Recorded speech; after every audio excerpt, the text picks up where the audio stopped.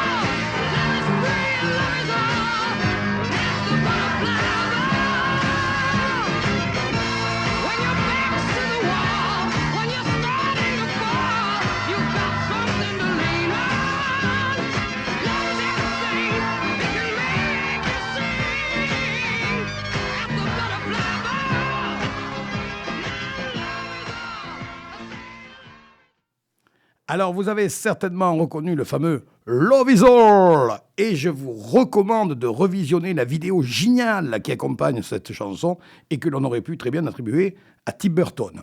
L'auteur de la chanson, interprétée là par Ronnie James, c'est Roger Glover, le bassiste de Deep Purple. Eh bien, cette semaine, il fête ses 79 ballets. Alors, bon anniversaire, Roger! Et sans autre transition, on passe au moment du contre-P. On commence par les indices des contre-péteries de la semaine dernière. Ça caille, messieurs, pour ne pas vous les geler, il vous faudra bien secouer les nouilles. Il fallait inverser le C de secouer avec le N de nouilles, c'est une contre-péterie très connue. Cette agitation de novembre accroîtra notre malheur, car il faut bien qu'en automne, le temps se dévide. Cette agitation de novembre accroîtra notre malheur. Il faut inverser le V de novembre avec le M de malheur. Car il faut bien qu'en automne, le temps se dévide. Il faut inverser le temps TEM avec le V de David. Une autre double, quand le froid se glisse sous le doc, la jeune ouvrière gémit de froid. Il faut inverser le FRE de froid avec le D de doc, puis le G de gémit avec le FRE de froid. Aujourd'hui, pour fêter mon dernier salon du livre de la saison, je vous offre quelques contrepéteries littéraires. La grande Colette prêtait volontiers ses locaux. La grande Colette prêtait volontiers ses locaux. Ah, les traces d'humour que répand votre feutre. Ah, les traces d'humour que répand votre feutre. C'est cette bouquiniste qui a déballé Tacite. C'est cette bouquiniste qui a déballé Tacite. Et deux doubles, deux. La prof pleine de feu parle de Kant et de Pline assoupi. La prof pleine de feu parle de Kant et de Pline assoupi. La seconde est une contrepéterie glissée. Ce chroniqueur goûteux écrit sa page en se grattant le pif. Ce chroniqueur goûteux écrit sa page en se grattant le pif. Les indices, la semaine prochaine, comme d'hab.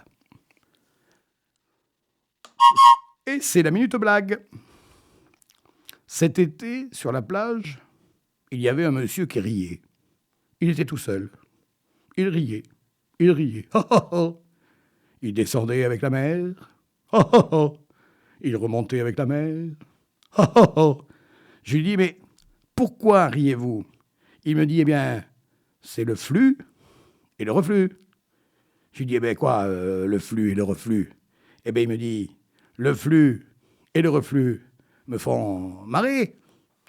Merci, monsieur De Vos. Voilà les petits loups, c'est fini pour aujourd'hui. N'oubliez pas que vous pouvez me réécouter vendredi à 15h30 et samedi à 9h30. À la technique, c'était l'indéboulonnable Antoine et je le remercie. Après le temps des salons, vient celui des animations, marché de Noël et dédicaces en magasin. Je démarre samedi prochain, 30 novembre, à 18h à la bibliothèque de Nabira, au sud de Sarlat, par une soirée drôlatique. Réservation au 06 45 02 55 36, 06 45 02 55 36. Je vous en dirai plus la semaine prochaine sur la suite de mon programme. En attendant, je vous souhaite à toutes et à tous une belle fin de semaine et je termine avec le petit message habituel. Salut les copains, salut mes poules, arrivez d'air chaud et prenez soin de vous.